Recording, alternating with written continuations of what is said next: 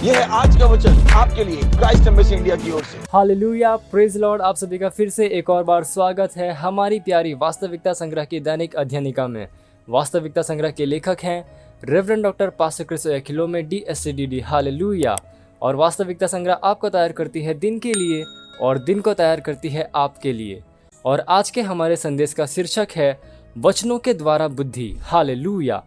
हमारा आरंभिक वचन लिया गया है पहला कुरिन्थियों अध्याय 1 वचन 30 से, जो कहता है, परंतु उसी की ओर से तुम मसीह यीशु में हो, जो परमेश्वर की ओर से हमारे लिए बुद्धि ठहरा, अर्थात सत्यनिष्ठा और पवित्रता और छुटकारा। पहला राजाओं अध्याय 3 में बाइबल हमें सुलेमान और परमेश्वर की एक उल्लेखनीय मुलाकात को बताती है। गिबोन में सुलेमान ने परमेश्वर के लिए 1000 से अधिक होम बलि चढ़ाए। उसी रात प्रभु एक सपने में उससे मिला और कहा, सुलेमान, जो चाहे वह मांगो। जवाब में सुलेमान ने कहा, तू अपने दास को अपनी प्रजा का न्याय करने के लिए समझने की शक्ति दे। आप पढ़ सकते हैं पहला राजाओं अध्याय 3 वचन 9 में। परमेश्वर इस बात से बहुत प्रसन्न हुआ कि उसने यह मांगा था, लेकिन यहाँ पर मैं चाहता हूँ कि आप इस बात पर ध्यान दें। इस मुलाकात के बाद सुलेमान को पृथ्वी पर सबसे बुद्धिमान मनुष्य कहा जाने लगा।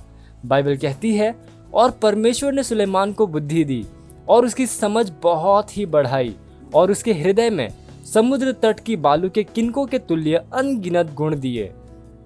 और सुलेमान की बुद्धि पूर्व देश के सब निवासियों और मिस्रियों की भी बुद्धि से बढ़कर बुद्धि थी। हालेलुया। आप पढ़ सकते हैं पहला राजाओं अध्याय 4 वचन 29 से लेकर 31 में। सुलेमान को बुद्धि कैसे मिली? परमेश्वर उससे केवल एक सपने में मिला था। वहां पर कोई भौतिक संपर्क नहीं था, लेकिन परमेश्वर ने वचनों को कहा और सुलेमान को बुद्धि दी गई। Hallelujah, praise Lord. पहला राजाओं अध्याय 3 वचन 12 में परमेश्वर ने सुलेमान से कहा, मैं तेरे वचन के अनुसार करता हूँ, तुझे बुद्धि और विवेक से भरा मन देता हूँ, यहाँ तक कि तेरे समान न तो तुझसे पहले कोई कभी हुआ और न बाद में कोई कभी होगा। Hallelujah, praise Lord. सुलेमान ने विश्वास किया और तुरंत वह बुद्धि को प्रकट करने लगा। परमेश्वर ने वचनों के द्वारा सुलेमान को बुद्धि दी। उसने यह कहा और यह हो गया। क्या आप जानते थे कि उसने हमारे लिए यही किया है? केवल यह कि हमारे मामले में उसने हमें उससे बढ़कर दिया है जो कि सुलेमान के पास था। हमारा आरंभिक वचन कहता है कि यीशु मसीह हमारे लिए बुद्धि बना दिया गया। Hallelujah, praise Lord. और यीशु ने अपने बारे में कहा, यहाँ वह है जो सुलेमान से भी बड़ा है। Praise Lord, hallelujah.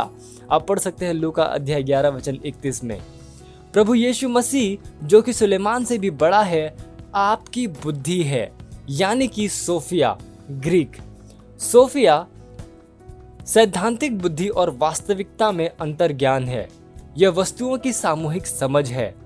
मसीह आपकी उत्कृष्ट बुद्धि है। सत्यनिष्ठ की बुद्धि ग्रीक में फ्रोनेसिस मसीह यीशु में आपको दी गई है। Hallelujah, praise the Lord. यह प्रायोगिक बुद्धि है, इसलिए मसीह में उसने आपको धारणाओं को समझने और उनके बीच के संबंधों को देखने की योग्यता दी है। वह आपके सोचने से पहले ही आपसे सही करवाता और बुलवाता है। यह कितना अद्भुत है। हालेलुया।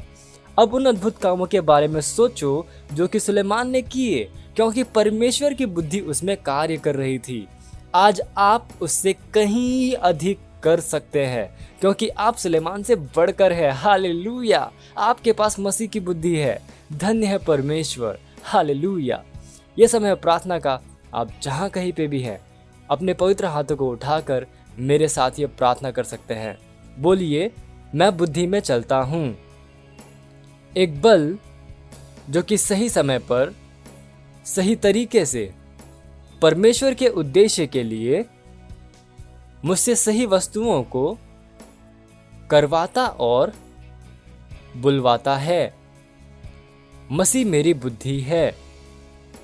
परमेश्वर की महिमा के लिए सत्यनिष्ठा के फलों और कामों को उत्पन्न करने के लिए वह बुद्धि प्रभावी रूप से मुझ में काम करती है। हालेलुया।